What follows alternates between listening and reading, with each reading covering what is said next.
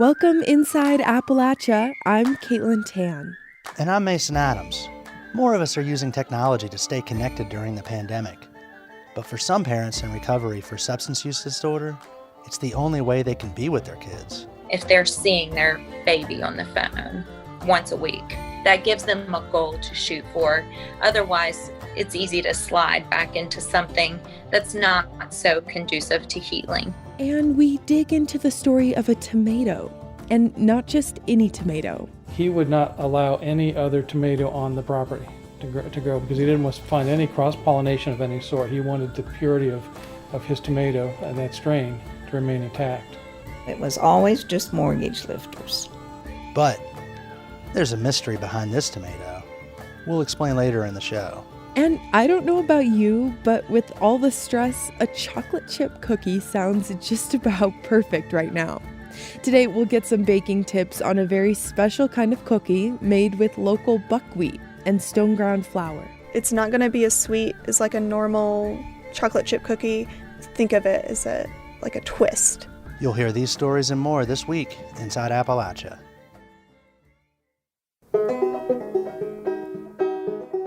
Welcome inside Appalachia. I'm Mason Adams.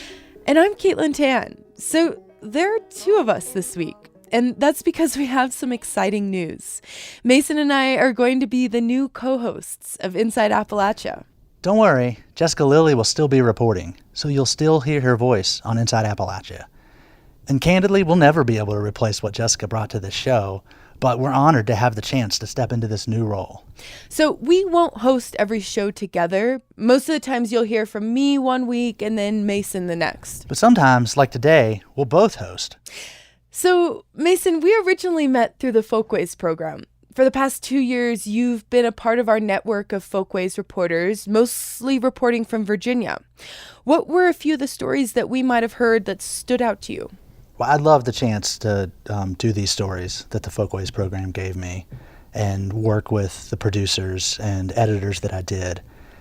The first story I did was about an Afghanistan veteran who came back from the war with some issues and has, sort of found a new life through tying flies. I did one about a father-son combination in Roanoke who do these beautifully restored antique automobiles.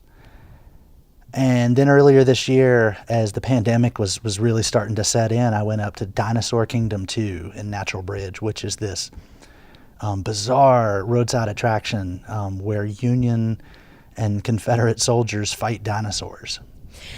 So you've reported then on Folkways, obviously, but you've also worked as a freelance journalist for a long time and for national publications. So you bring a lot to the table here. What are you hoping to see going forward as a host with Inside Appalachia? Well, ever since I started listening to Inside Appalachia, what I've loved about the show is how it can find and collect these stories from all over the region, all different kinds of stories, and it puts them in this regional frame that really brings them into context and it brings out the meaning and the connections. So I may not necessarily think too much about a story from Ohio, but when it's done in Inside Appalachia, I immediately make these connections as to how it affects my own life or how it fits with things I see. And it tells these kinds of stories. That's the reason I got into journalism from wildlife biology a couple years out of college is I'd moved away from Appalachia and I saw journalism as a way to come back and tell these regional scope stories. And that's what I've tried to do, in newspapers and on a freelance basis. And Inside Appalachia really hits that type of story that I like. And what I really love about it is that there's so many ways people draw divisions, whether it's political or denominational, or even in what neighborhood you live in. And I love how Inside Appalachia is just welcoming and wraps everybody in and brings us all together for these stories that help us understand our region and the world. Mason, I completely agree. And in the past couple years reporting for Inside Appalachia, I've had the opportunity to see that and learn about the region. And to be honest, it had never crossed my mind to host the show. I'm a newcomer to the region, and I really tried to take a back seat and let you all tell me about your culture and home. I originally started reporting professionally in Alaska as a fisheries reporter. And then I spent some time in DC doing national reporting. And then I eventually made my way to West Virginia. And to be honest, I'm a newcomer to this region. But I've got to say, I feel a real connection to West Virginia. And I'm originally from Wyoming, and I grew up in a small town surrounded by the mountains. And so I think that has helped me feel connected to this place. And I not only love the landscape and the Appalachian Mountains, but I really have loved getting to know the people.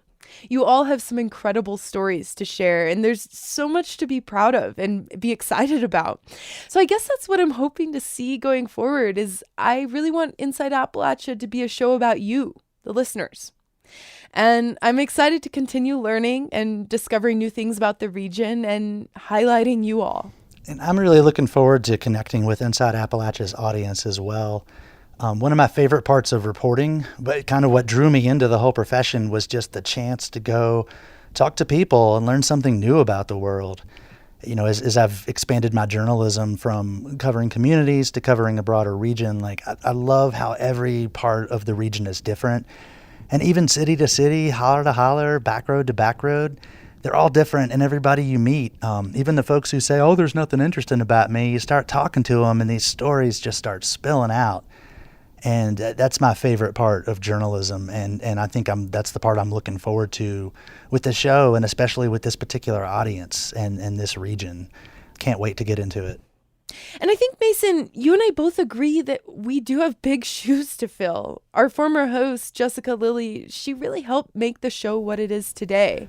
When I first started listening to Inside Appalachia several years ago, it was through the podcast, and I'd put it on and do farm chores, often milking goats, especially it takes a long time in the spring. And Jessica's voice just made me feel really welcome. She reminded me of one of my cousins or the folks I went to high school with. And I just, she immediately makes you feel like you're part of the community. You're sitting down at the family table talking across to her over a meal. And I love that sense of warmth. Her strength as a host and also her approach to storytelling will definitely inform my approach to Inside Appalachia going forward. Caitlin and I are still learning, so please be patient and bear with us as we work through these next several months. We also really want to hear your ideas and feedback, so send it to us at insideappalachia@wvpublic.org.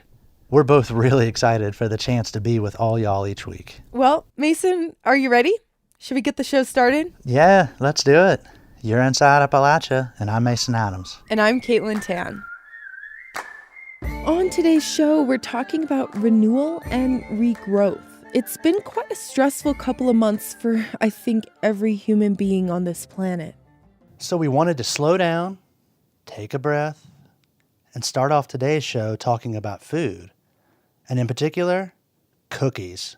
One of our Folkways reporters, Rachel Green, has been talking with home bakers who bake pies and cookies with flour that's ground the old-fashioned way at a stone-ground mill. One of the bakers shared a recipe with Rachel for buckwheat chocolate chip cookies. So, Rachel, tell me about these cookies. I think we all could use one right about now. Yeah, of course. This recipe actually comes from Jennifer Lapidus, who runs Carolina Ground, which is a flour mill in Asheville, North Carolina. And it appealed to me because it's this twist on a classic that we all know and love. You can use this recipe to really highlight a unique ingredient, which in this case is buckwheat flour. Like, at first glance, the recipe kind of looks intimidating. There's two different types of flour, and then there's also sourdough discard. So walk us through those two things.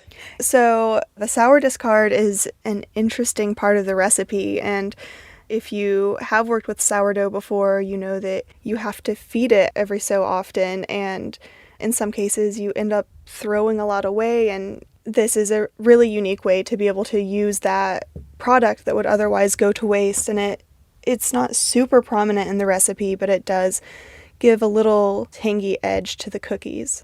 And then with the buckwheat, on its own, it doesn't have a super strong flavor. It is like a little bitter, which I think in this case plays really well with like the chocolate and the sweetness of the cookies. So it just kind of adds another dimension to the recipe. So there's two different types of flour. There's the buckwheat flour and then the bread flour. Why both flours? In a lot of cases, using if you want to call it an alternative flour like buckwheat flour or some of these other stone ground flours, they can be a little tricky to work with if you just use it for all of the flour in a recipe. It can maybe lead to something that's a little tougher or a little more dry or crumbly. So being able to use a bread flour in this case, or in other cases an all-purpose flour, allows someone who doesn't want to deal with all of those tricky things about using a completely new flour to kind of ease into it. Gotcha. And so, Rachel, would you consider yourself a baker, and had you had much experience with buckwheat flour before? I'm a novice baker for sure. I definitely like baking at home. So it's been really fun to explore new flavors and new flours. And this was the first time that I had worked with buckwheat, and I was really pleasantly surprised that it wasn't difficult to use. And I feel like if I can do it, then hopefully other people can too. So, Rachel, you actually recorded yourself making these cookies, and walk us through the steps of how you made these buckwheat cookies. It's a pretty straightforward recipe. You mix the butter together with the sugar and the eggs, and then the sourdough starter goes into that as well. In a separate bowl, you can mix all of the dry ingredients together, both of the flours and, any salt as well as baking powder.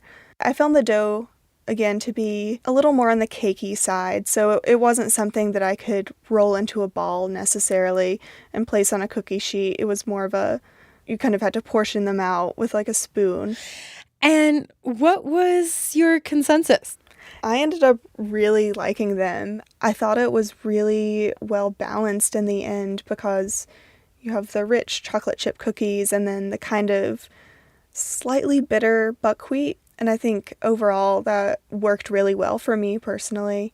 It's not going to be as sweet as like a normal chocolate chip cookie. So I think if you think of it as like a twist, I think that helps. Okay, kind of like an adult chocolate chip cookie. What about any tips for finding like buckwheat flour? I mean, it doesn't seem like something you would just go to Walmart to find, obviously. Yeah, for sure. That's somewhat of a tricky thing about it. I had to go to a local food cooperative here in Asheville.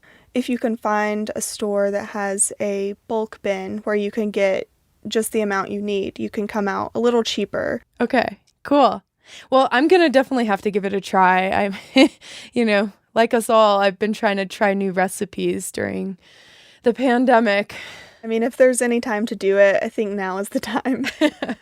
If you want that recipe for buckwheat chocolate chip cookies, it's on our website, wvpublic.org. Caitlin, I've noticed during the pandemic, people seem to be thinking more about local foods, probably because they're worried about supply chains and food shortages. Yeah, according to Nielsen data, flour sales nearly doubled this spring compared with last year. Sometimes we take flour for granted. It's the base for our baked goods, and that's about as far as most of us think about it. But as Rachel Green discovered, along with that cookie recipe, bakers in western North Carolina are making all kinds of baked goods with stone-milled flour. Let's just pour the blueberries in the pot. Okay. So I've just got one lemon, and I'm just going to zest it into the blueberries. This is baker Kia Mastriani rolling out dough for blueberry hand pies. I've never been able to roll a perfect dough circle. There's people who can, and I don't. Ever. Mastriani is the baker behind Milk Glass Pie, a small batch pie bakery. She runs Milk Glass Pie out of her home in Shelby, North Carolina. My thing that I always say is love is pie. I just want to support local products. I want to bake by the seasons, and I just want people to taste the love in each pie. Mastriani calls her pies old-fashioned. She's inspired by Southern cuisine. You can find her whipping up everything from corn custard pies to tomato pies to lemon berry pies. She even started what she calls front porch pie at the beginning of the COVID-19 pandemic to deliver freshly baked pies right to people's doorsteps.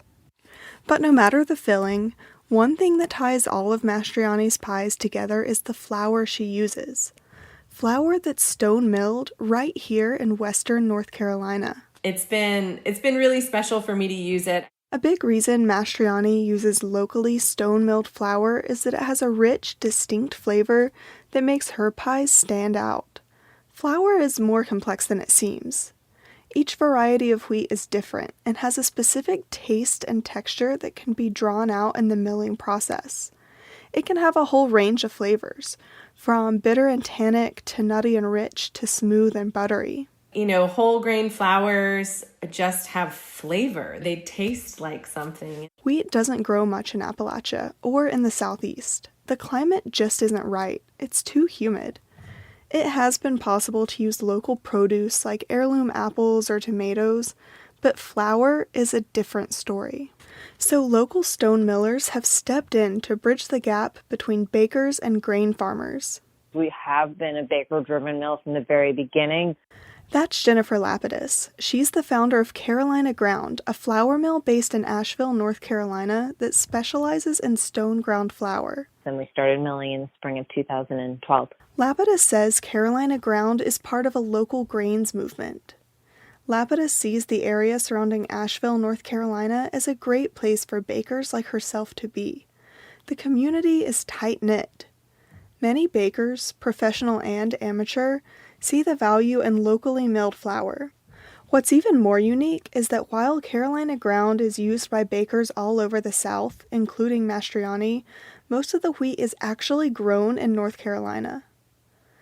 The main benefit of using locally ground flour, though, is that small-scale millers like Lapidus can focus on the milling process as well as the grain itself.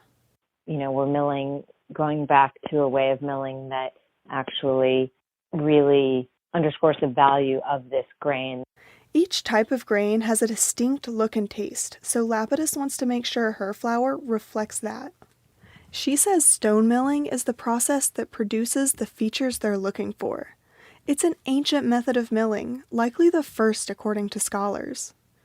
With stone milling, the grains are slowly crushed between two huge 48-inch circular stones that are kept below 100 degrees. We're not going to just sort of process it for its pure functionality and efficiency, but stone grind and retain some of what is rightfully there in terms of nutrients and flavor and character of the grain.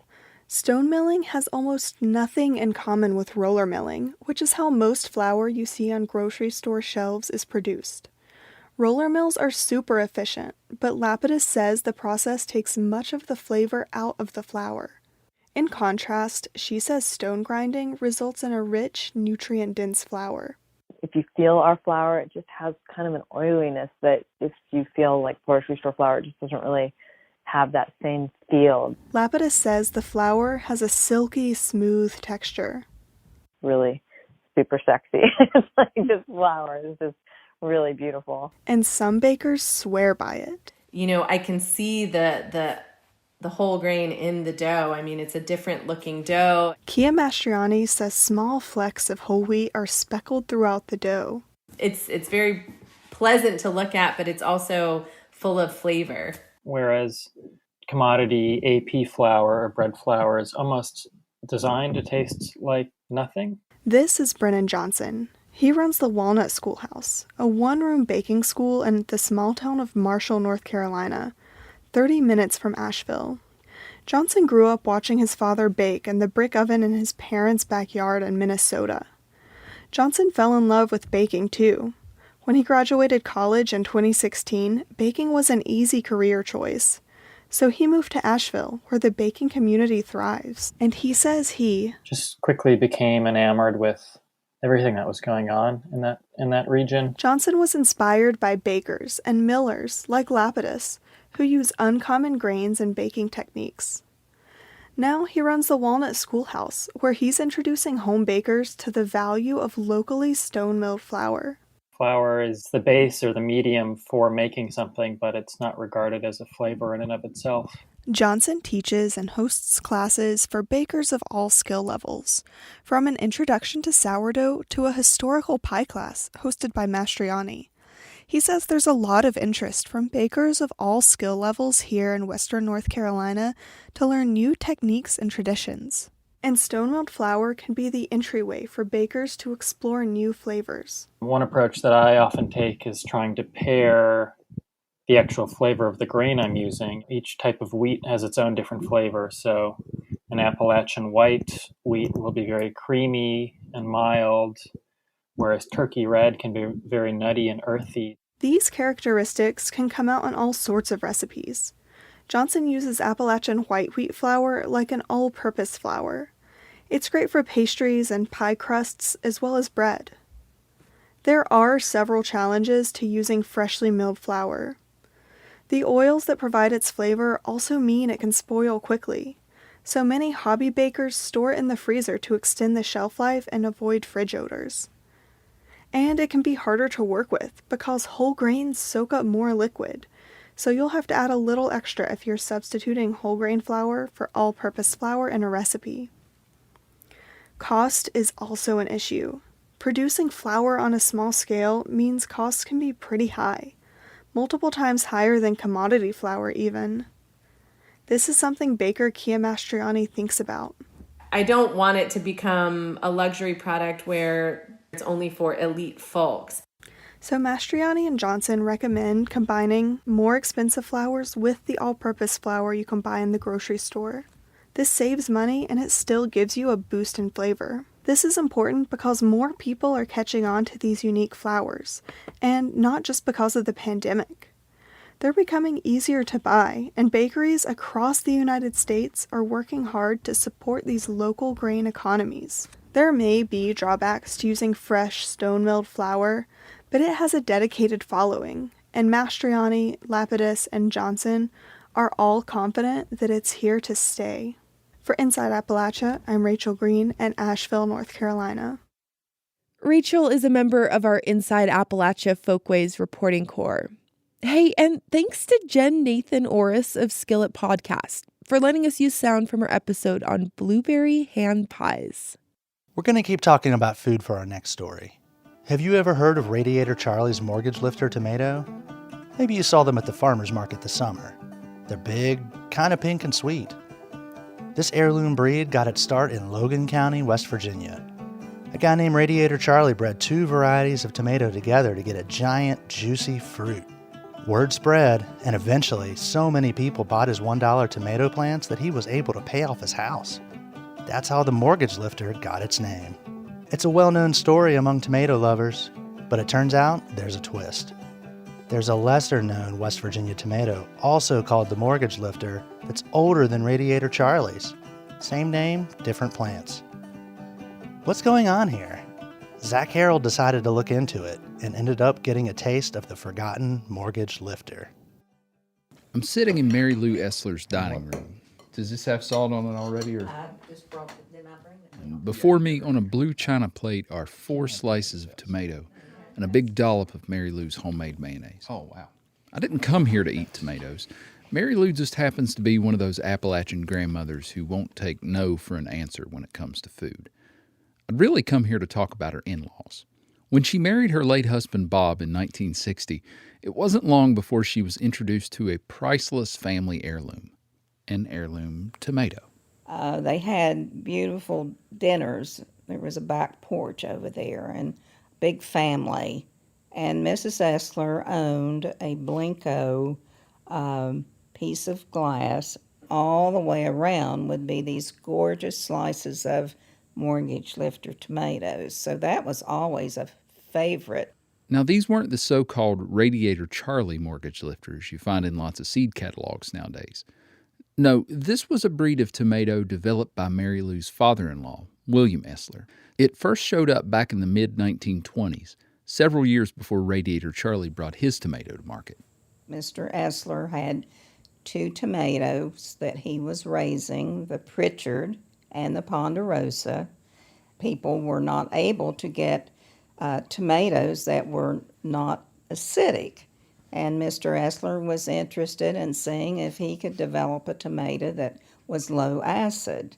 Evidently put those two tomatoes together and came up with this one very special tomato. Special indeed. Some reports say the plants could grow up to 12 feet tall. The tomatoes themselves were round, red on the outside, pink on the inside, and could weigh up to 2.5 pounds apiece. But most important of all, they were delicious. Pleasantly sweet, not acidic and sour. Mrs. Essler had them for breakfast with a little sugar on them. The tomatoes were a hit with family and friends alike, so William Essler built a greenhouse and started raising seedlings. He sold them on to local vendors and to local nurseries, and provided seed to some of these local nurseries. He did not sell them on a retail basis. He strictly sold on a wholesale basis to some of these nurseries. Dean Williams is Mary Lou's son-in-law and the family's unofficial tomato historian. Their goal was never on a national basis. It always looked like they kept things on a local basis. I never saw anything that gave an indication that they were trying to make this on a national type of tomato. It was actually an offhand remark by an employee of one of those nurseries who gave the tomato its name, Mortgage Lifter. William Essler liked the name so much he had it copyrighted in 1932. By the time Mary Lou joined the family, though, her father-in-law was getting up in years. He had turned over the farm to his son. That's Bob, Mary Lou's husband. And Bob converted much of the property to a 9-hole golf course to keep from having to sell it. Bob kept on raising his father's tomatoes, though, and his passion only increased after his father passed away in 1968 in a house fire. Bob would put out about 75 tomato plants, and then he would, make a point to save the choice tomatoes to save the seed from. He was kept busy all summer. You have to continually spray the tomatoes. They have to be tied, and I have pictures of Bob standing on a stepladder in the garden where he's still tying the tomatoes. He made the mistake of bringing a cherry tomato plant to Mary Lou once, and that was a no-no, a definite no-no. He would not allow any other tomato on the property to grow because he didn't want to find any cross-pollination of any sort. He wanted the purity of his tomato and that strain to remain intact. It was always just mortgage lifters.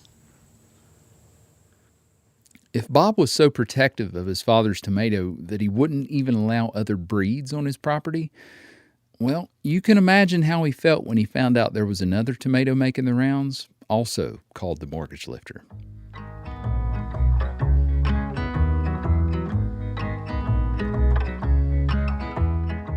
In 1987, Bob received a letter from a guy in Texas who got Mortgage Lifter seeds from his sister.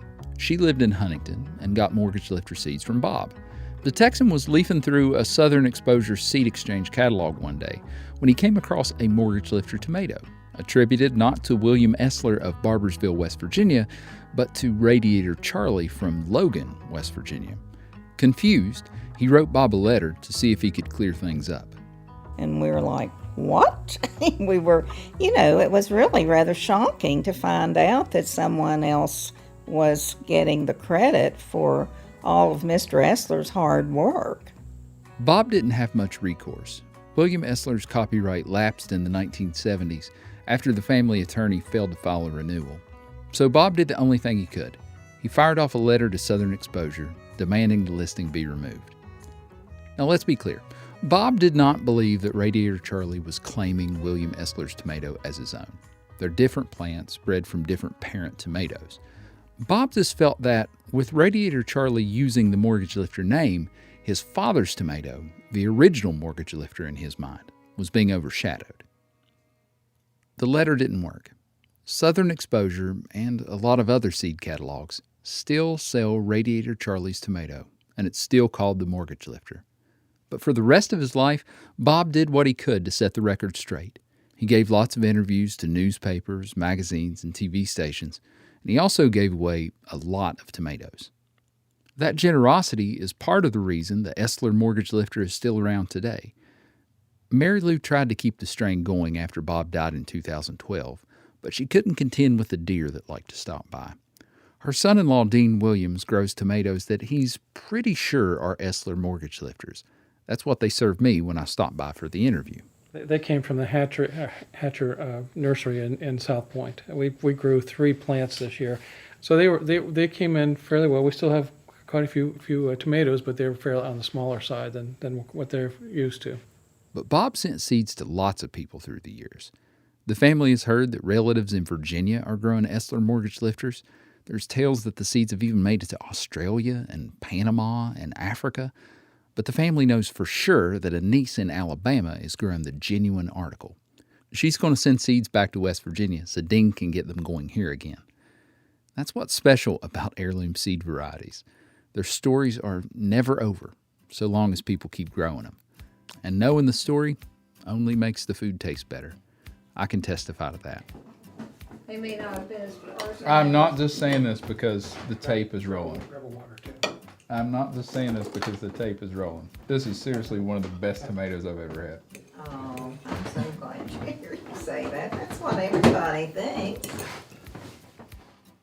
For Inside Appalachia, I'm Zach Harold in Barbersville, West Virginia. Lettuce and homegrown tomatoes up in the morning, out in the garden. Get you ripe when you don't get a hard one. Zach's story is also from our Folkways project. You can hear more of our Folkways stories at wvpublic.org. Every time I go out and pick me a bit, homegrown tomatoes, what'd life be without homegrown tomatoes? Only 2 things that money can't buy, and that's true love and homegrown tomatoes. Does your family have an heirloom seed you've been passing on? Have you been able to keep it going? Tell us about it. We are at 600 Capitol Street, Charleston, West Virginia, 25301. Or send an email to insideappalachia@wvpublic.org. Up next, the sound of cicadas may have driven you up the wall earlier this summer, but we'll meet a woman who creates art that's inspired by and made out of cicadas. I want people to love them as much as I love them. Like, they're unabashedly themselves, you know? And they're these little creatures that spend all this time underground, and then they finally come out of the ground, and they're like, hey, I'm here. That's up after a quick break. You're Inside Appalachia. I'm Mason Adams. And I'm Caitlin Tan. We'll be right back.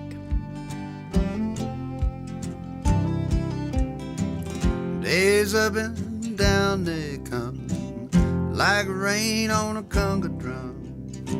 Forget most, remember some, and don't turn none away. Everything is not enough, and nothing is too much. Support for Inside Appalachia is provided by Concord University in Athens, West Virginia. With career-focused liberal arts education in more than 80 degrees and programs to pursue various career options, not just a single job. More at concord.edu.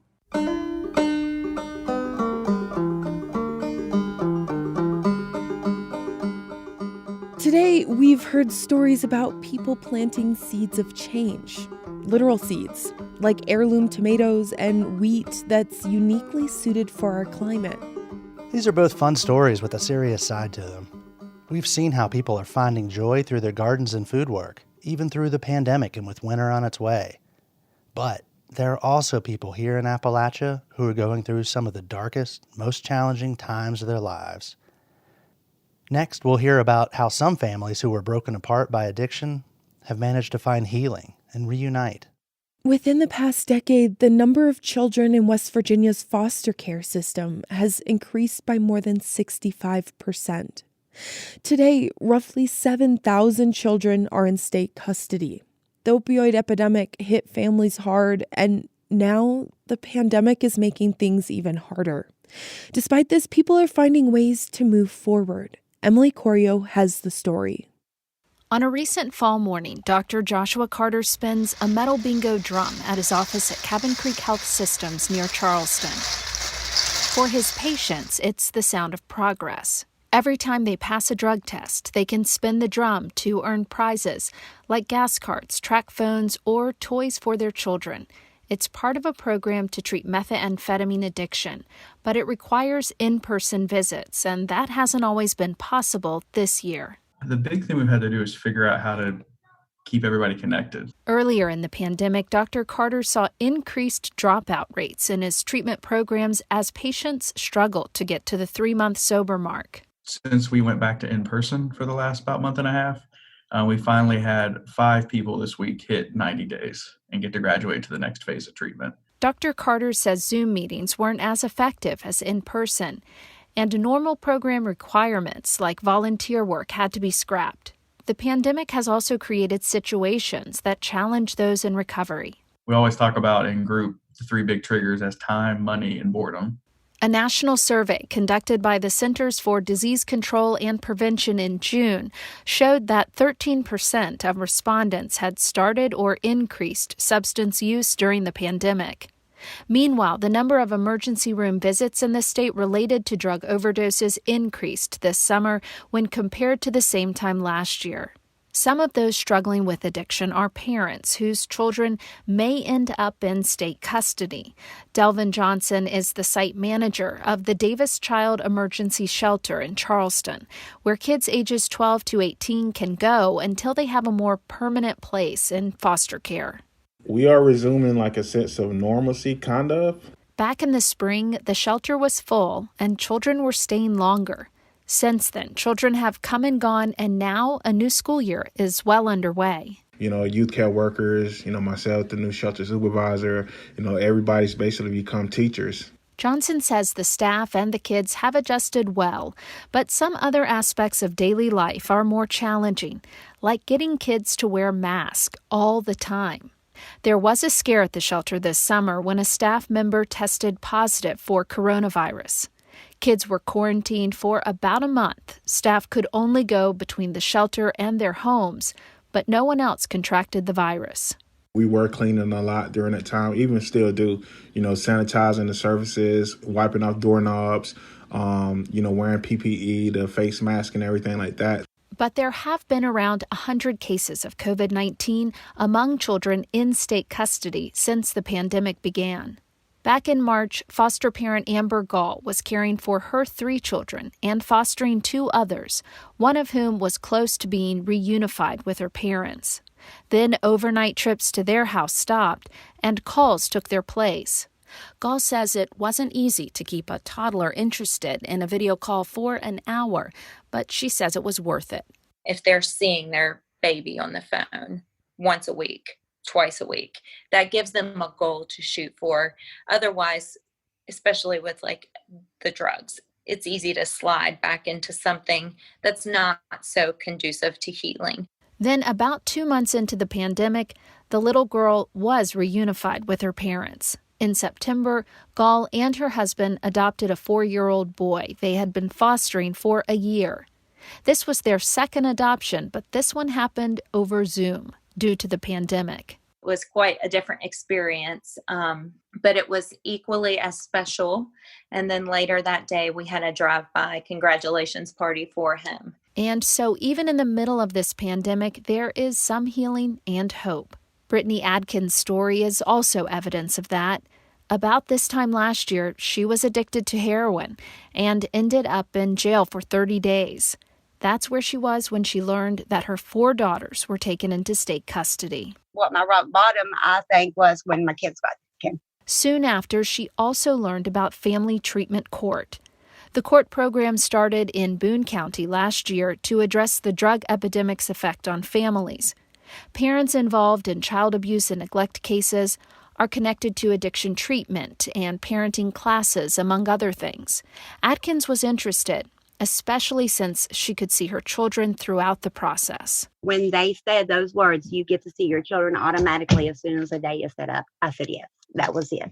That's all it took for me to say yes, I want to be in family treatment court. Adkins regained custody of her 4 daughters ages 2 to 10 in August. I'm going to start out with Brittany Atkins. Along with 7 others, Adkins graduated from Family Treatment Court last month. Circuit Judge Will Thompson spoke about her success. Brittany encountered some hiccups when she first came into the program, However, with increased treatment and support, you now have 232 clean days.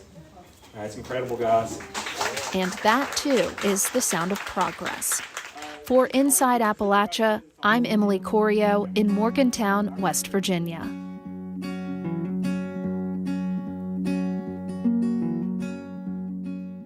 If you or someone in your life is struggling with substance use disorder and you want to find treatment, here's a number to call: 1-800-662-4357.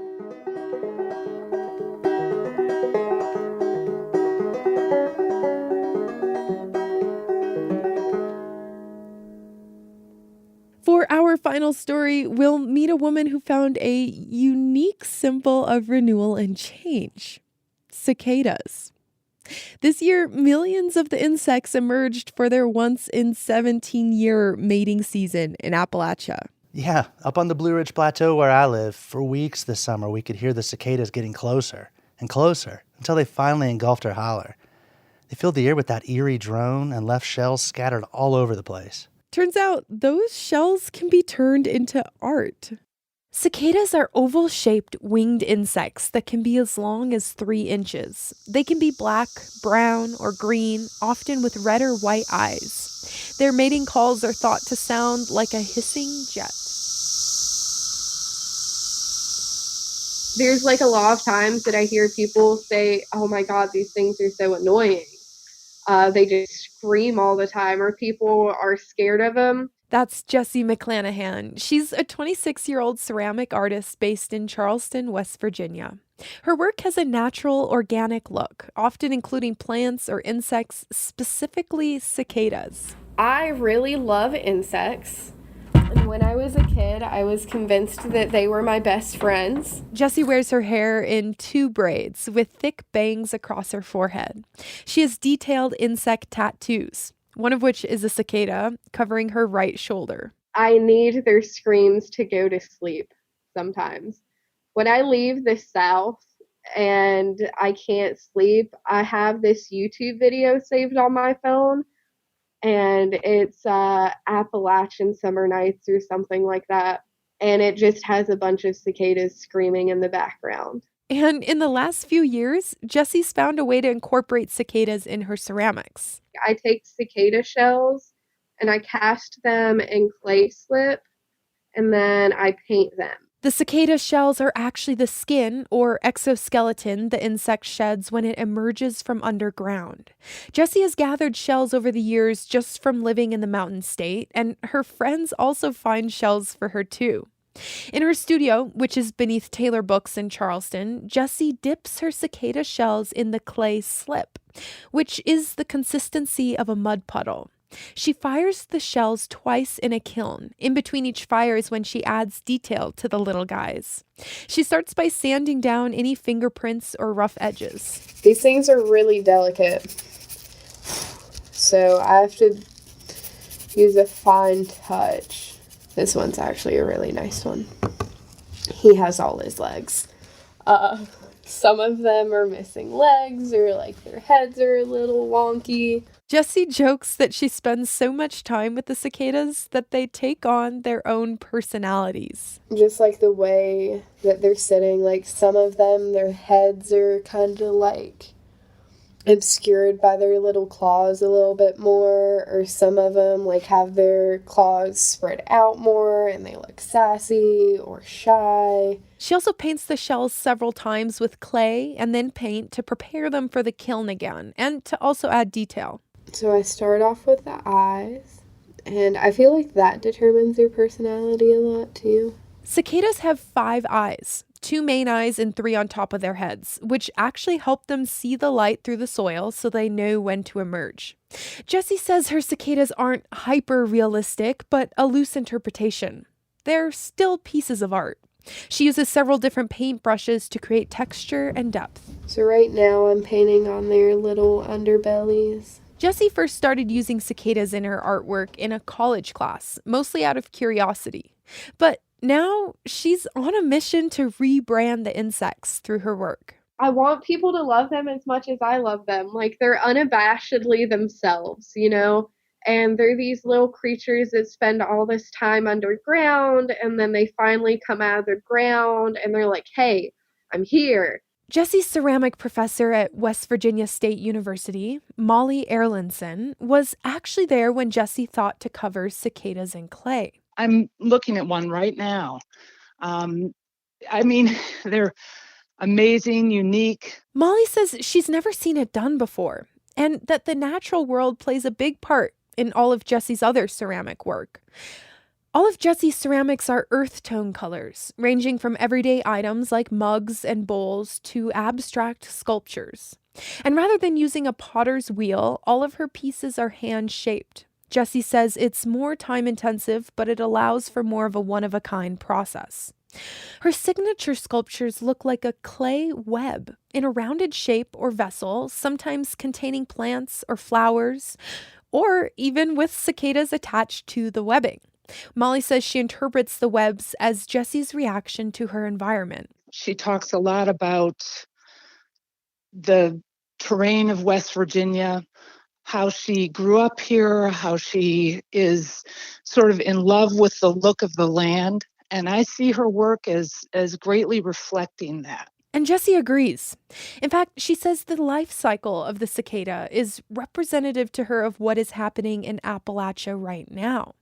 When the cicada emerges from the ground, it sheds its shell and goes through what Jessie calls a rebirth and growth. And that process of change is what she sees in Appalachia. We have traditionally made all of our money off of coal mines, and that's not as feasible right now. So we see all this change happening within our communities. And man, some of it's not for good, but I see some good happening as well. We're going through change. We're going through a rebirth in some areas. This year, Jessie was selected for the Emerging Artist Fellowship for the Tamarack Foundation of the Arts. She's one of 5 artists chosen in the state. Her cicadas are featured in her work through the fellowship. If you want to see Jessie's work, go to our website, wvpublic.org.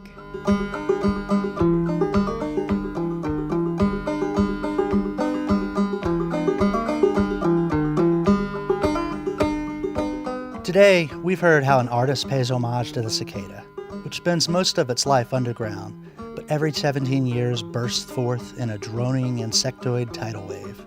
We also learned how people are using their talents to produce artisanal flour and heirloom tomatoes. And we heard from folks who were rebuilding their lives and families after struggling with substance use disorder. Mason, I listen to these stories and I'm struck by how the world can be a dark and challenging place sometimes. But through all that, it's also filled with wonder and joy, and I think it's important to remember all of that. Yeah, we talked earlier about what we were looking forward to, and I think that's a big part of it too for me, is just getting to cover this region and tell its stories in all their richness and complexity. I totally agree. There's so many more stories that I'm excited to bring to the show that will help share the complexities of our region. Till next time, thanks for joining us as we journey throughout Appalachia.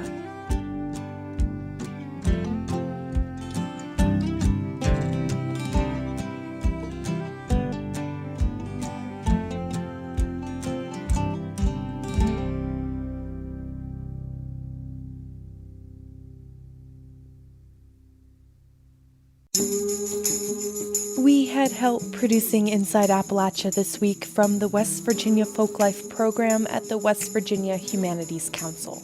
Our theme music is by Mac Jackford. Other music this week was provided by Dinosaur Burps, Guy Clark, and Anna and Elizabeth. Roxy Todd is our producer. Eric Douglas is our associate producer. Our executive producer is Andrea Billups. Kelly Libby edited the show this week. Our audio mixer is Patrick Stevens. Sandra Alloy also helped produce this episode. For Inside Appalachia, I'm Mason Adams. And I'm Caitlin Tan. You can find us on Twitter at @InAppalachia. My Twitter handle is @Miss_CTAN. That's MISS_CTAN, like the color. Mason is @MasonAtoms. That's ATOMS, like the atomic particle. You can also send us an email to insideappalachia@wvpublic.org. Visit wvpublic.org/InsideAppalachia to sign up for the Inside Appalachia newsletter. There you can also subscribe or download all of our stories, or look for the Inside Appalachia podcast wherever you get your podcasts. Inside Appalachia is a production of West Virginia Public Broadcasting.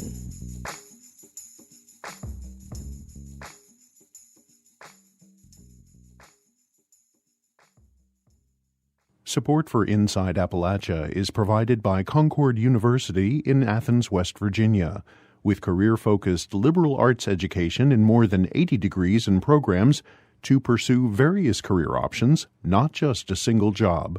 More at concord.edu.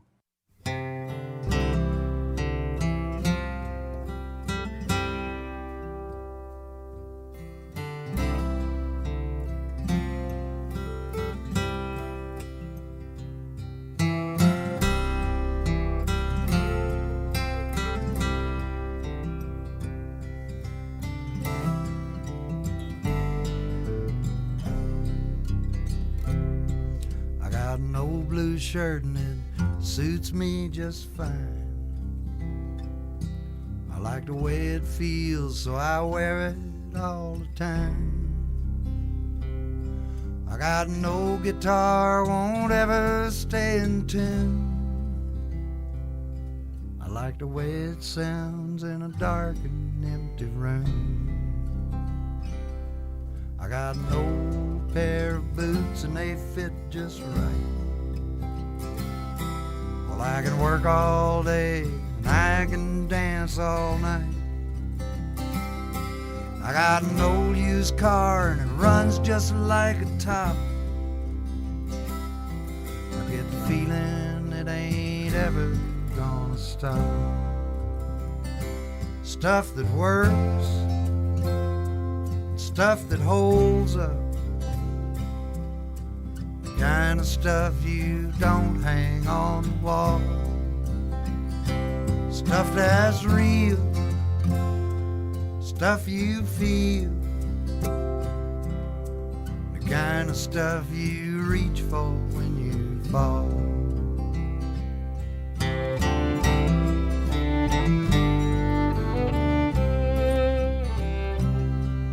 Got a pretty good friend who's seen me at my worst. He can't tell if I'm a blessing or a curse, but he always shows up when the chips are down. That's the kind of stuff I like to be around. Stuff that works, stuff that holds up, the kind of stuff you don't hang on the wall. Stuff that's real, stuff you feel, the kind of stuff you reach for when you fall.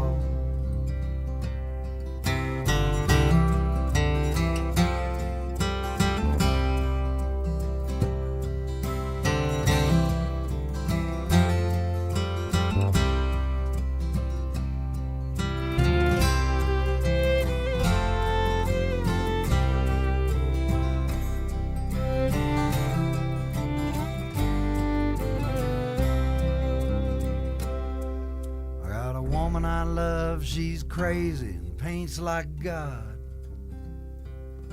She's got a playground sense of justice, she won't take odds.